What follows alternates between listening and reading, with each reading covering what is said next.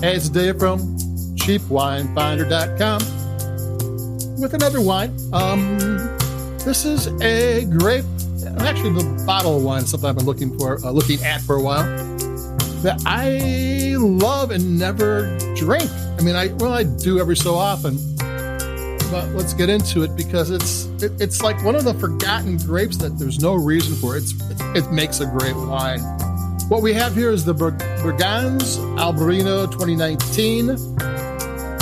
I'll explain all of that from Rias-Baixas, which is an area of Spain that is northwest Spain. It's in that little section. Portugal pretty much has the whole western coast of the same area that Spain has, except for like the top 20%. And that's Rias-Baixas up that way. And it's Galician. You know, Spain isn't just one country. There's a bunch of things. And Albariño this is where Albarino's from. Burgans is the hill where the vineyards are. And this is from Bodegas Martín Códax, who was a commune. And what that means, and they have a lot of those in Spain, it's small farmers. Here's 600 small farmers, and the farmers they use for this one are around the Burgans Hill, who often make other things, have other crops, other things going on other than grapes. And the one weird thing about wine is the worst land, the worst soil, the hilly, rocky, rolling hills, that's where grapevines love to grow. So a lot of places they just plant grapes in the places they can't do anything else with. So these are like 600 small plots. They band together, and 600 small vineyards makes a lot of wine. And this is brought in by Eric Soloman European Selections, or European Cellars, Eric Soloman Selections, which is something you got to look at when you're exploring imported wine. Follow the importer is kind of an important thing to think about, because importers do have a house style. That doesn't mean their wines are going to be the same, but there is going to be something about them. Usually, and there's different categories and styles of wine.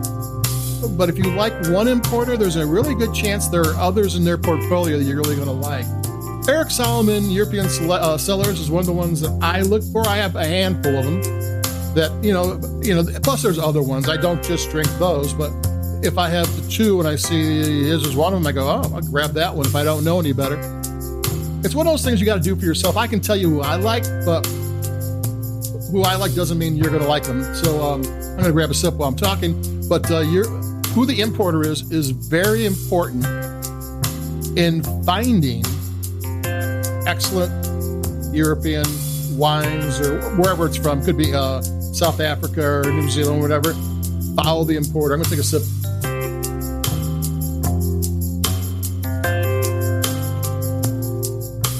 Albariño, to me, is kind of like somewhere around Sauvignon Blanc and Riesling. It's got this really good fruit. It's got this really sleek, silky texture. It's got a great nose to it. It's got wonderful acidity, but it's balanced. This Bodegas Códax is really good at making Albariño. I think this bottle is like $14, $15. Not inexpensive for a white wine, but it's really, really good. You're getting a quality Albariño. I mean, you can get, and these are young wines. These are wines that you'd want to drink in the first few years. I mean, the acidity is good. Acidity is one of the things that helps a wine age, but I don't think this is one you'd necessarily age. This is one you drink. It's got lovely flavors. It's sleek. It's smooth. It's both familiar and exotic because it has stone fruit in there, and oranges and peaches and green apples, and and strong acidity that's actually balanced. I mean, it is bright and alive with the acidity. It's a great drinking wine. Just took another sip. Yeah, Albariño, it's like, why don't I drink more of this? I mean, it fits in with the top white wines. Chardonnay is a category unto itself because you can make it so many different ways. But Pinot Grigio, Sauvignon Blanc, Riesling, the top white wines, the top that the ones that everybody drinks all the time. This fits right into that. And it's sometimes you get kind of bored drinking the same old. So adding a new one is always fun. And Spanish wines tend to be bargains. You tend to get a lot for your money. Though the selections, I went to a huge store. It's almost the size of a Target full of wine. And there's only like 5 or 6 Albarinos, and that's part of the problem. You got to start drinking more of it, so they start bringing more of it in, and they start having a better selection. Not that though this is a good wine and a good selection, but Albarino, that's my word for 2021. Drink more Albarino. That's it for me on this one. I've got a red wine, a Pinot Noir, that's actually kind of big and bold and more Valentine's Day. I'm kind of jumping the gun on that a little bit, but it's that one should be black cherries and chocolate. So we'll get to that one in a couple of days, and keep it cheap. Adios. Be safe out there. And I'll be talking to everybody in a couple of days and drink Albarino.